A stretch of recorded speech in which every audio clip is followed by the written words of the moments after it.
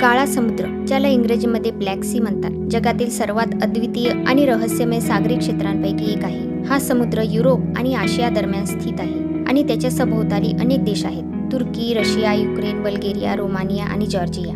Bosporus सामुद्रधुनी आणि मारमाराच्या समुद्राद्वारे काळा समुद्र भूमध्य समुद्राशी जोडलेला आहे. काळ्या समुद्राचा तळ सेंद्रिय पदार्थाने समृद्ध आहे, ज्यामुळे तो जगातील सर्वात मोठा अशक्त ऑक्सिजन रहित सागरी क्षेत्र बनतो. काळ्या समुद्राचे सर्वात वेगळे वैशिष्ट्य म्हणजे त्याचे अशक्त पाणी.